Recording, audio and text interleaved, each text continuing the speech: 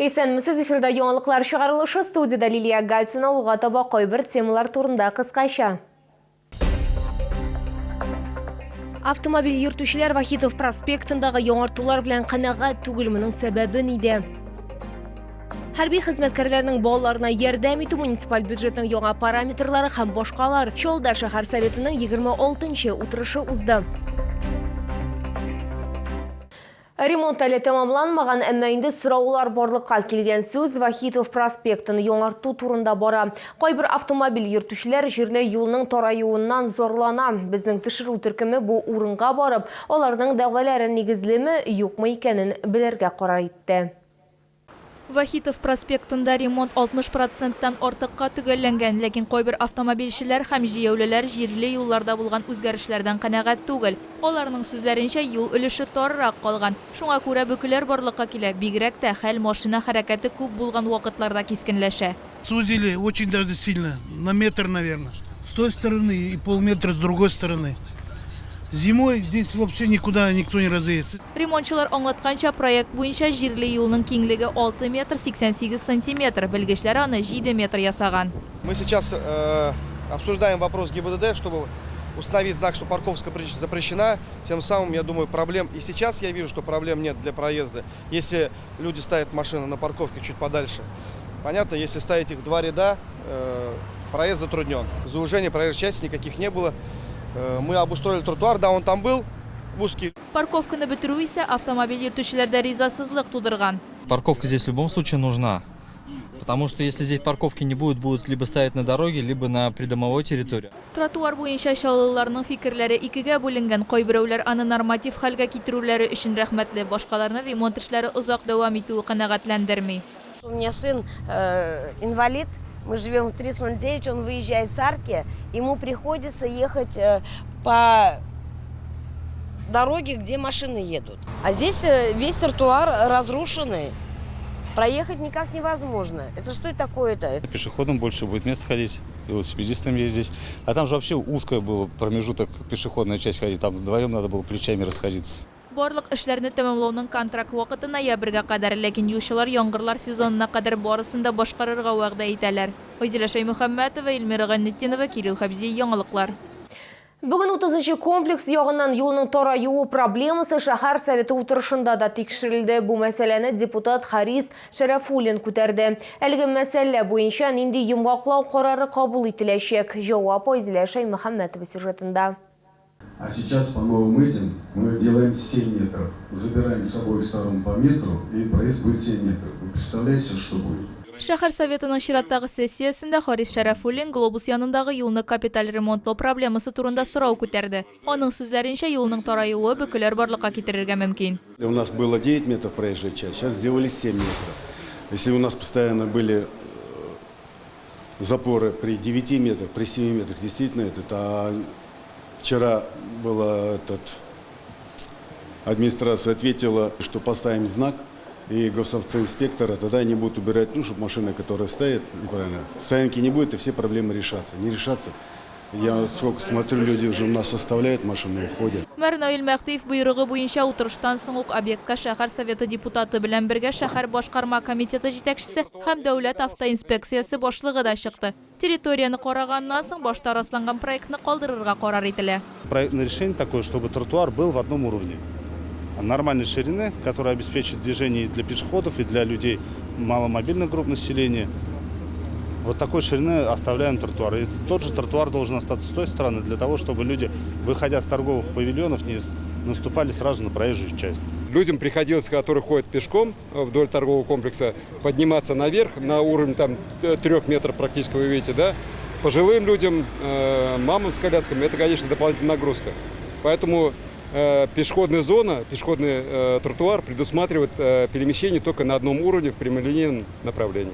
Вот на сегодняшний день реконструкция как раз соответствует всем этим требованиям.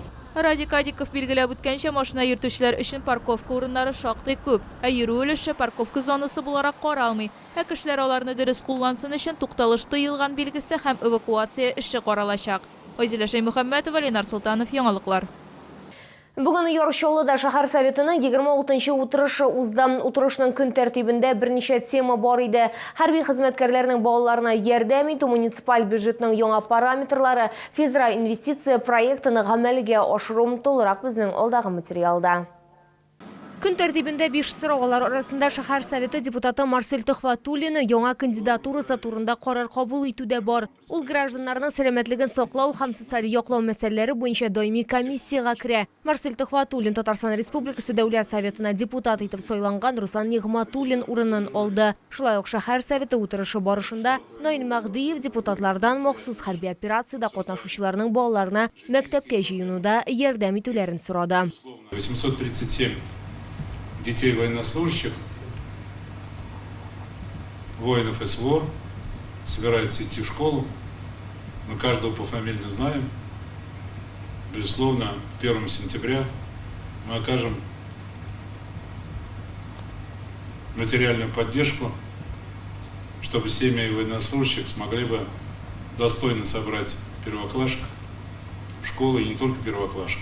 Шәһәр советы утырышында шулай ук быелгы бюджетка үзгәрешләр кертү каралды. Утырыш барышында Светлана Мулюкова шәһәр бюджетында чыгым өлешенең артуын билгеләп үтте. Хәзер ул 16 миллиард сум тирәсе тәшкил итә. Бу бурычларны тормышка ашыру белән бәйле шул исәптән 24 миллион сум хәрби хезмәткәрләрнең балаларына, мөмкинлекләре чикле күп балалы гаиләләрдә булган балаларга белем бирү учреждениеләрендә туклану өчен түләүгә юнәлдереләчәк.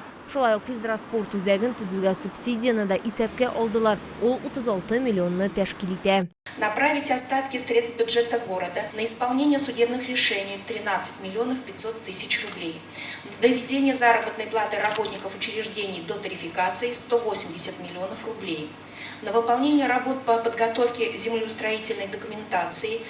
Быел өстәмә керемнәргә зур сыйдырышлы автобусларда сатып алынган. Утырыш нәтиҗәләре буенча 2024 елга 25 һәм 26 елларның план чорына шәһәр муниципаль берәмлек бюджеты проекты буенча ачык тыңлаулар үткәрү датасы да билгеләнде. Халык фикер алышулар 9 ноябрь көнне шәһәр администрациясендә узачак. Лилия Гатина, Ленар Султанов, яңалыклар.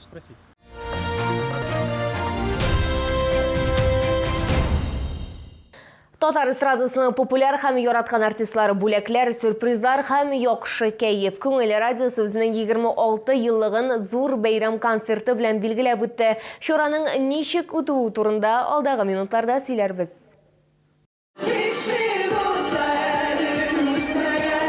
Зур концерт бер сулышта узды. Чарада татар эстрадасының популяр артистлары Филүс Кахиров, Иркә, Руслан Кираметдинов, Сирина Зайнетдинова, Алмаз Зөлфирә Мирзаяновлар, Илсия Бәдретдинова һәм башкалар катнашты. Бүгенге концертка бу туган көнгә без үзебезнең бик матур хит булган җырларыбызны гына 4 җырыбызны алып килдек һәм инде миңа калса тамашачының күңелләрен, кәефләрен күтәреп китербез дип өметләнеп калабыз. Әгәр дә спискны карап чыксак та, иң шәп артистларны чакырганнар бүген. Ну, молодцы, күңел радиосы. Менә мин бик шаккаттым һәм сөйдем үзебезнең менә шуна коллегаларны күреп, чөнки җәй буе күрешмәдек кайберләре белән. Үзебезнең дә шушы бәйрәмдә булуыбызга чиксез шатбыз. Бик зур рәхмәт. Шушы бәйрәм белән уртаклашырга, безне чакырганнар өчен.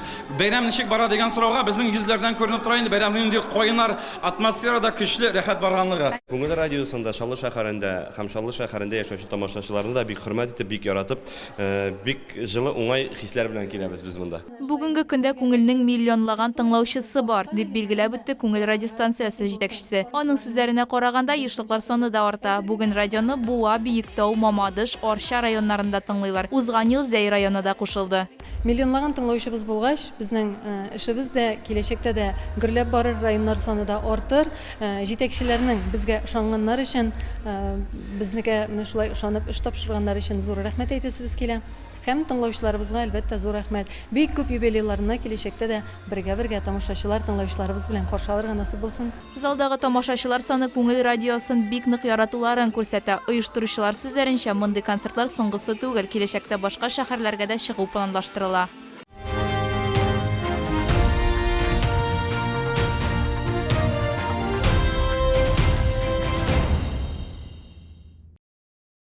Бу сезгә җиткерәсе соңгы мәгълүматыбыз иде. Мин Лилия Гатина, сезнең белән сау булашам, исән-имин булыгыз.